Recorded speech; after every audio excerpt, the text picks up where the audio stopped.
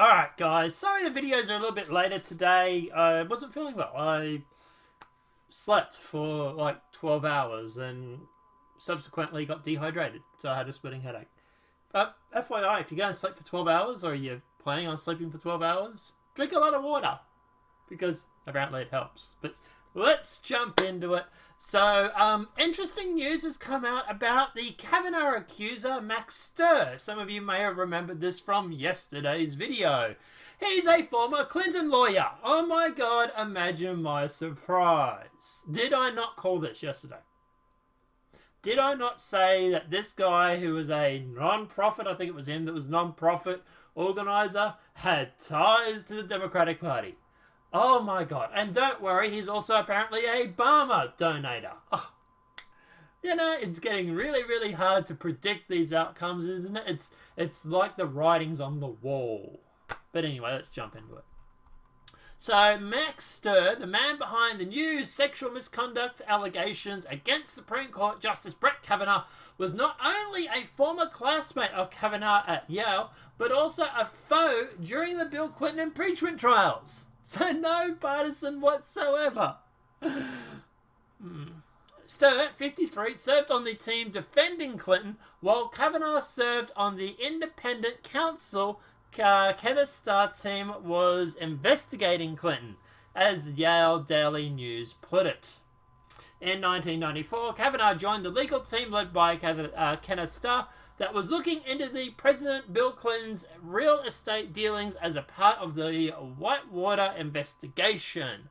Later that decade, Kavanaugh co-wrote the Starr Report, which established broad grounds for Clinton's impeachment. It's kind of sounding like it might be a bit of a payback here, isn't it?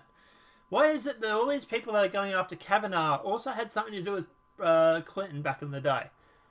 All these people that were supposedly defending or going against Kavanaugh this time round were the ones defending. It's like it's all partisanship, but anyway. Those proceedings pitted Kavanaugh against former Yale classmate Max Stier, from his 87 class, a fellow member of Silas College who was one of several attorneys representing Clinton during the investigation. The Federalist Molly Hamworth noted in a piece that during those proceedings, Stier had worked closely with David Kendall, who would later defend Hillary Clinton against the allegations of illegally handling of classified information. It's like they're all linked and connected. Stier once worked for a Republican congressman decades ago, Jim Lynch, Republican for Iowa, I think it is, in 1982. But he would later donate to the Democrats. He donated $250 to the Democrat National Committee in 2000, which is not a lot of money. I don't really care about $250. National Committee in 2000, while he worked on the housing and urban development, and donated about $1,000 to former President Barack Obama in 2007-2008. $1,000 is a little bit more substantial. I would care a little bit more about that. But $250 to me is pocket change. It's nothing. In 2004, Stier then divorced, married, then Assistant U.S. Attorney Florence Penn. I'm getting that name wrong. According to the New York Times wedding announcement, the wedding took place in Washington, D.C. The same year, a person by the name of Florence Penn in Washington, D.C. donated $500 to Jim Carrey's campaign for president. Penn was later nominated by President Obama to be a federal judge for the Washington, D.C. U.S. District Court in April 2016, but the nomination expired before the Senate could vote on it. She's currently an associate judge on the D.C. Supreme Court. Stier currently is the CEO and president of the Partnership for Public Service, a nonpartisan organization that advocates for federal employees. He has been frequently interviewed by national news outlets and the issue of the government services. We called it yesterday. We said yesterday that this guy who works for a non-profit, non-partisan organization is going to have ties to the Democrats. We're not surprised in the slightest. To be honest, it would have been more surprised if he didn't have ties. But anyway. Stir's allegation against Kavanaugh became public in the New York Times piece that ran on Saturday, and the adoption of the newly published book on the now Supreme Court Justice, the piece said. A classmate, Max Stier, saw Kavanaugh with his pants down at a different drunken dorm party where friends pushed his penis into the hand of a female student. Mr. Stier, who runs a non-profit organization in Washington, notified the senators and the FBI about this account, but the FBI did not investigate, and Mr. Stier had declined to discuss it publicly. The Times later added to the piece, "We corroborate the story with two officials who have communicated with Mr. Stier. The female the female student declined to be interviewed, and friends say she does not recall the episode." You mean they later added that after the backlash? But anyway.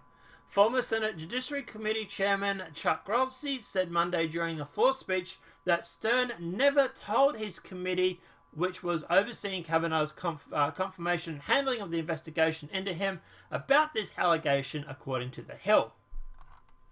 That person, Mr. Stern, didn't reach out to any of our previous information on the committee majority. My office never received anything from Mr. Stern or his unnamed friends, Grassley said. Had my staff received substantial allegations that he had approached me or my staff, we would have attempted to take a statement and interview him, he added. He probably didn't give a statement because he knew it was a load of crap.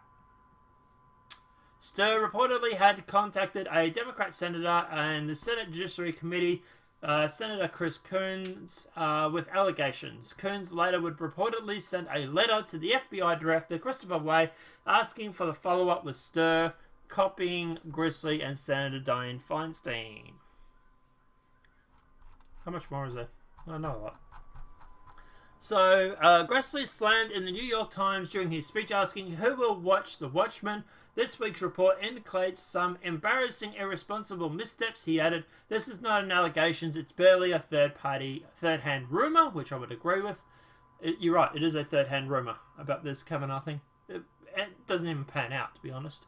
One of the authors of the book of the Times piece said that Stier did not speak to them for the book. Asked why, the co-author Robin Peregrine said, "My sense is that he feels that if he did his duty, which he brought to the information to the hand to the senators, and to the FBI, he made them all very aware, and this experience had witnessed firsthand in a dorm room during his freshman year at Yale. What they did with that information was up to them." To me, that's a lot of crap. To me, the reason why he didn't give any information on this or come forward with a statement or anything like that is because he knows it's full of shit. Heading to be changed for slander or libel or whatever it may be. So, yeah, they're claiming his work he had done his part. Really? You really think so? I don't. I think he knew it was a load of crap, and he didn't want to put his name on it.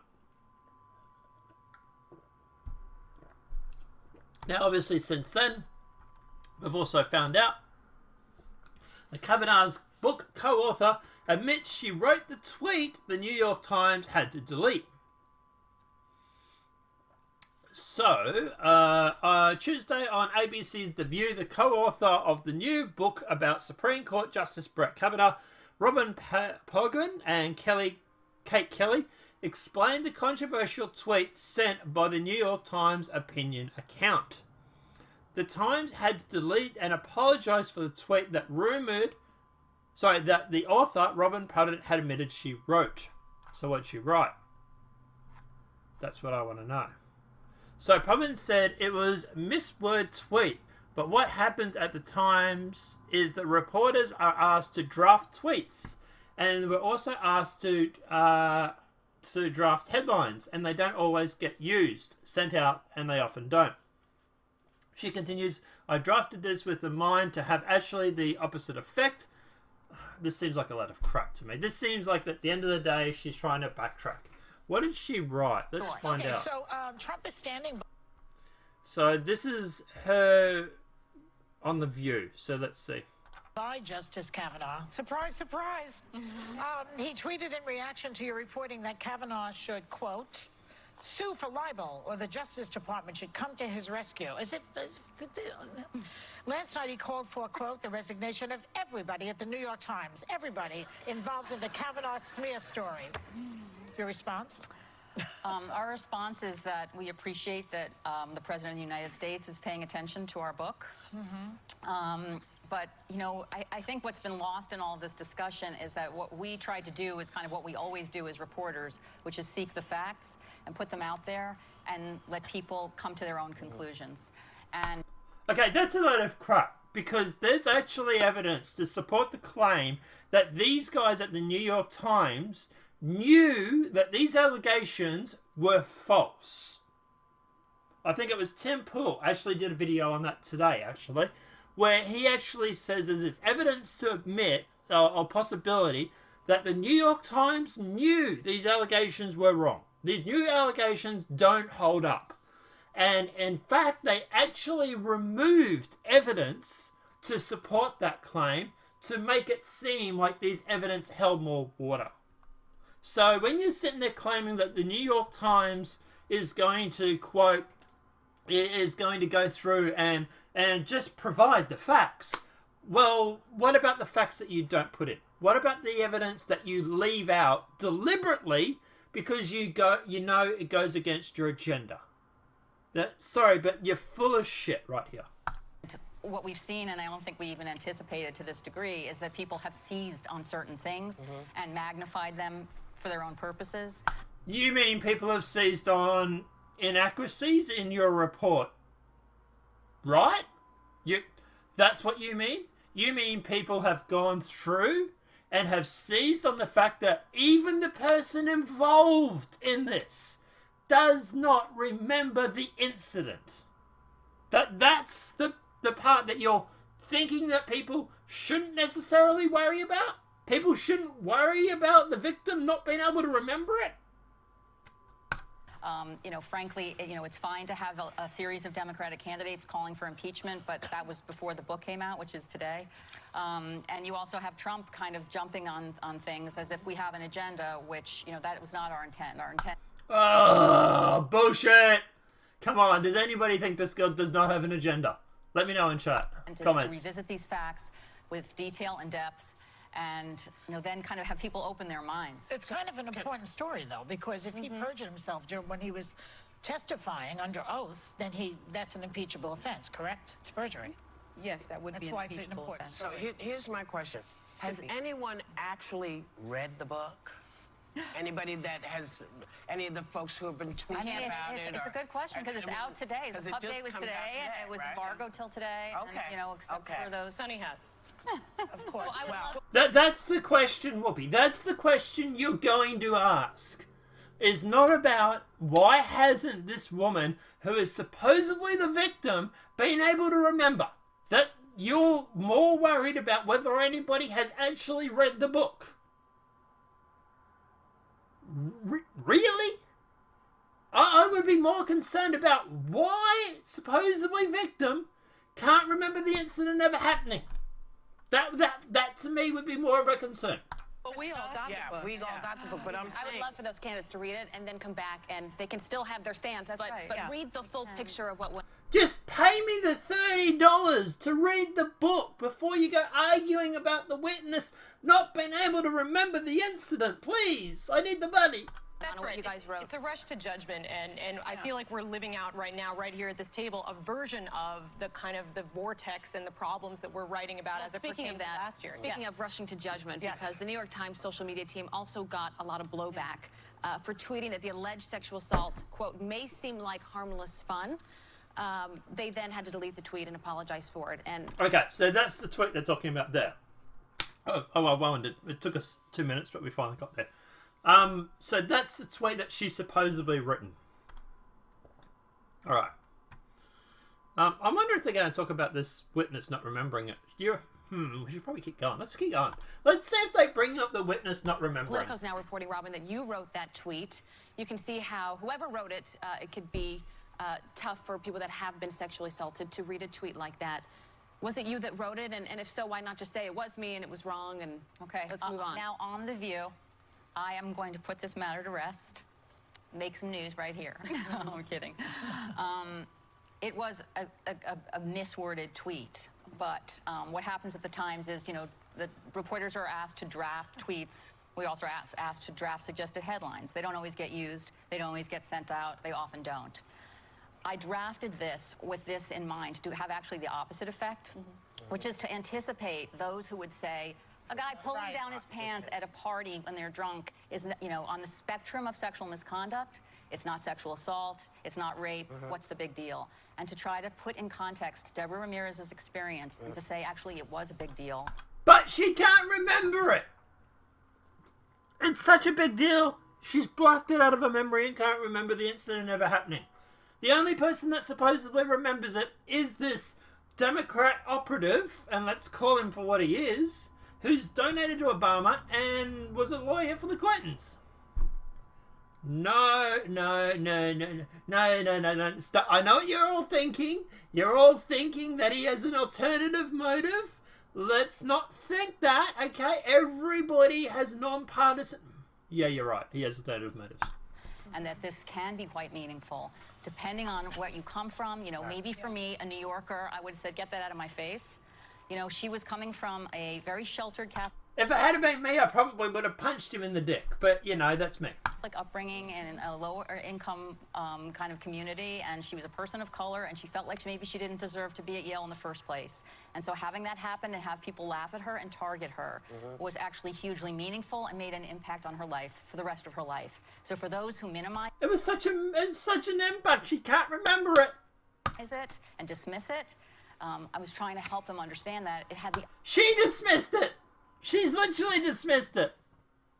Opposite effect, and it seemed to undermine her experience. Yeah.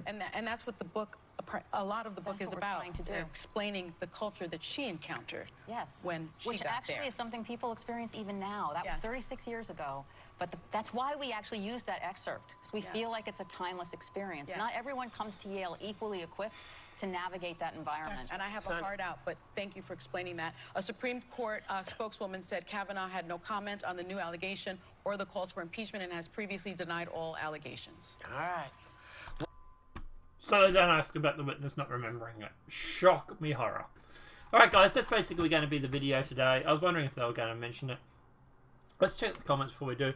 No, you lied for maximum effect. You're worthless. Oof. Ouch. But it never happened, so what is she reporting? TDS. They're making up their own reality. Yeah. Let the lawsuits fly. Too classy to do. Enjoy your post, Night Rider. Good recap. In California, San Francisco doesn't even bother to install urinals. Oof.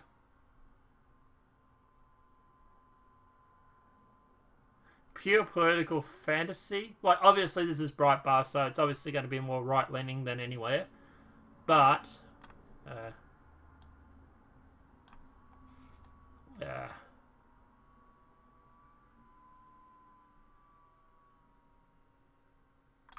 Rush Limbaugh made this point to the clearest. This is not some bad class of journalism. This is a deliberate slander against the justice. The Liberals want to destroy their own newspaper just to keep their precious abortion and open borders. I don't get what destroying their own paper would do. This is deliberate slander against the justice. The libs will destroy their own newspaper just to keep their precious abortion and open borders. I don't know. Yeah. Everybody sort of in the comments is saying this is a lot of crap. But then if we would probably go to CNN, they'll probably say the same thing. Or the opposite, so yeah. Guys, let me know what your thoughts are in the comment section below. Let me know what about the author that wrote the tweet. What about this here? This headline here with Kavanaugh Accuser being a former Clinton lawyer. I find it very, very interesting. Let me know what your thoughts are in the comment section below. 3 videos today, guys. This is the first one. Yeah, apart from that, I'll see you in the next 2 videos coming up later today. And apart from that, guys, we'll see you in the next monetized video from YouTube. Have a great night and enjoy.